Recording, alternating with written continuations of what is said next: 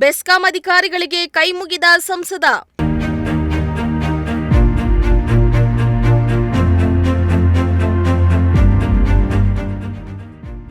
ಮಧುಗಿರಿ ತಾಲೂಕಿನ ದೊಡ್ಡೇರಿ ಹೋಬಳಿಯ ಬಡಪನಹಳ್ಳಿ ಗ್ರಾಮ ಪಂಚಾಯಿತಿಯ ಆವರಣದಲ್ಲಿ 9 ಗ್ರಾಮಗಳ ಸಾರ್ವಜನಿಕ ಕುಂದುಕೊರತೆ ಸಭೆ ಹಾಗೂ ಕೇಂದ್ರ ಸರ್ಕಾರದ ವಿವಿಧ ಯೋಜನೆಗಳ ಫಲಾನುಭವಿಗಳಿಗೆ ಸವಲತ್ತು ವಿತರಿಸುವ ಕಾರ್ಯಕ್ರಮವನ್ನು ಕೇಂದ್ರ ಸಚಿವ ವಿ ಸೋಮಣ್ಣ ಉದ್ಘಾಟಿಸಿದರು. ಈ ವೇಳೆ ಮಾಜಿ ಶಾಸಕ ಎಂವಿ ವೀರಭದ್ರಯ್ಯ, ಉಪವಿಭಾಗಾಧಿಕಾರಿ ಗೊಟ್ಟೂರು ಶಿವಪ್ಪ, ತಹಸೀಲ್ದಾರ್ ಶಿರೀನ್ ತಾಜ್, ತಾಲೂಕು ಪಂಚಾಯಿತಿ ಇಒ ಲಕ್ಷ್ಮಣ್, ಬಡವನಹಳ್ಳಿ ಗ್ರಾಮ ಪಂಚಾಯಿತಿ ಅಧ್ಯಕ್ಷೆ ಭಾನುಪ್ರಿಯಾ ನಾಗರಾಜ್, ತುಮಲ್ ಮಾಜಿ ಅಧ್ಯಕ್ಷ ಕೊಂಡವಾಡಿ ಚಂದ್ರಶೇಖರ್ ಸೇರಿ ಹಲವರು ಭಾಗಿಯಾಗಿದ್ದರು. ಮುಖ್ಯಸ್ಥರು, ಅಸಿಸ್ಟೆಂಟ್ ಡೈರೆಕ್ಟರ್ಗಳು, ಎಡಬ್ಲ್ಯೂಗಳು ಈ ರೀತಿ ಯಾರಿದ್ದೀರಿ ಇವರೆಲ್ಲರೂ ಒಟ್ಟಾಗಿ ಸೇರಿ ನಿಮ್ಮ ಕರ್ತವ್ಯವನ್ನು ನಿರ್ವಹಣೆ ಆ ಆಸ್ಪತ್ರೆಯಲ್ಲೂ ಕೂಡ ಬಂದಿದ್ದಾರಲ್ಲ ಇವರು ಡಾಕ್ಟ್ರು, ಆಸ್ಪತ್ರೆ DHO ಬಂದವರ ಪರಿಚಯ ಮಾಡ್ಕೊಳ್ರಿ. ಜನ ರೀ ದೇವ್ರಿ, ಅವರು ದೇವರಪ್ಪ ಜನ. 5 ನಿಮಿಷ ಕೂಗಾಡ್ತಾರ್ರಿ, 6ನೇ ನಿಮಿಷಕ್ಕೆ ಕರ್ಕೊಂಡೋಗಿ ನಿಮ್ಗೆ ನಿನ್ ಜೀವನದಲ್ಲಿ ನಿರೀಕ್ಷೆ ಮಾಡೋ ಅಷ್ಟ ಗೌರವಿಸ್ತಾರೆ. ಆ ಜನರು ಸೇವೆ ಮಾಡ್ರಪ್ಪ. ತುಂಬಾ ನಿನಗೆ ಬರ್ತದವ, ಯಾರು ಬರ್ತದೋ ಏನ್ ಮಾಡ್ತದೋ ಕಾನೂನು ಚೌಕಟ್ಟು ಏನಿದೆ ಮಾಡಿ.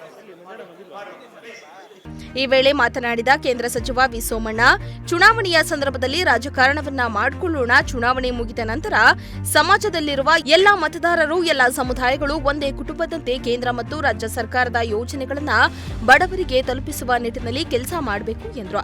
ಅಧಿಕಾರಿಗಳಿಗೆ ಮುಂದಿನ ದಿನಗಳಲ್ಲಿ ನಾನು ಏನೆಂಬುದನ್ನ ತೋರಿಸಿಕೊಡಬೇಕಾಗತ್ತೆ, ತೋರಿಸ್ತೇನೆ ಎಂದಿದ್ದಾರೆ. ಸರ್ಕಾರ ನಿಂತ ನೀರಲ್ಲ ಹರಿಯೋ ನೀರು.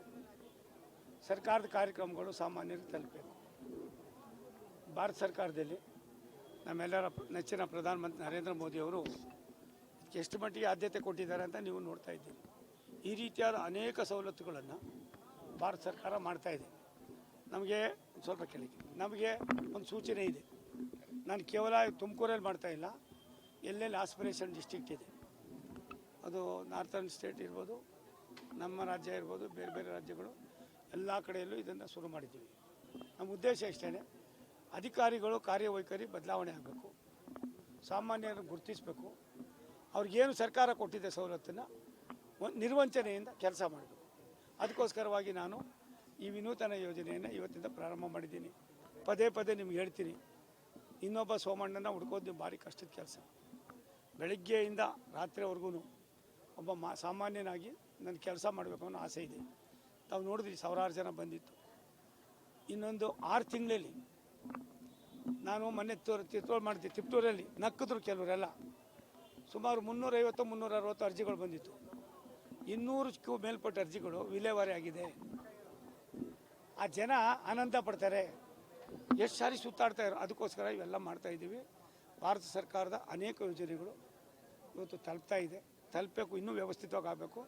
ರಾಜ್ಯ ಸರ್ಕಾರ ಮತ್ತು ಭಾರತ ಸರ್ಕಾರ ಒಂದು ನಾಣ್ಯದ 2 ಮುಖಗಳಾಗಿ ಕೆಲಸ ಮಾಡಬೇಕು ಅನ್ನೋ ದೃಷ್ಟಿಯಿಂದ ಪ್ರಾರಂಭ. ಇಲ್ಲಿ ಯಾವುದೇ ವೈಯಕ್ತಿಕ ಇಲ್ಲ, ಸರ್ಕಾರದ ಸವಲತ್ತು ಸಾಮಾನ್ಯರು ತಲುಪಬೇಕು. ಅದಕ್ಕೆ ವಿನೂತನವಾಗಿ ಒಂದು ವಾರಕ್ಕೆ 3 ದಿವಸ ಒಂದೊಂದು ತಾಲೂಕು ಹೋಗ್ತಾ ಇದ್ದೀನಿ. 2 ರೌಂಡ್ ಮಾಡ್ತೀನಿ, 3ನೇ ರೌಂಡನ್ನು ಮಾಡಬೇಕು ಅಂತ ಆಸೆ ಪಟ್ಟಿದ್ದೀನಿ. ನಿಮ್ಮ ಸಹಕಾರ ಇದೆ. ರೈತರು ಟಿಸಿ ಸೇರಿದಂತೆ ಇನ್ನಿತರ ಸಮಸ್ಯೆಗಳ ಅರ್ಜಿ ತಂದಾಗ ಬೆಸ್ಕಾಂ ಇಲಾಖೆ 5 ರಿಂದ 10 ಸಾವಿರ ಹಣದ ಬೇಡಿಕೆ ಇಡ್ತಿದ್ದಾರೆ ಎಂದು ಸಭೆಯಲ್ಲಿ ಜನರು ಆರೋಪಿಸಿದ್ರು. ಇದನ್ನ ಮುಂದುವರೆಸಿದ್ರೆ ನಾನು ಮಾತನಾಡಲ್ಲ, ನನ್ನ ಪೆನ್ ಮುಂದುವರಿಯುತ್ತೆ ಎಂದು ಎಚ್ಚರಿಸಿದ್ರು. ಇನ್ನಾದರೂ ರೈತರ ಸಮಸ್ಯೆಗೆ ಸ್ಪಂದಿಸಿ ಎಂದು ಸಚಿವ ವಿ ಸೋಮಣ್ಣ ಸಭೆಯಲ್ಲಿ ಬೆಸ್ಕಾಂ ಅಧಿಕಾರಿಗಳಿಗೆ ಕೈ ಮುಗಿದ್ರು. ಸಿರಾಜ್, ಪ್ರಜಾಶಕ್ತಿ ಟಿವಿ, ಮಧುಗಿರಿ.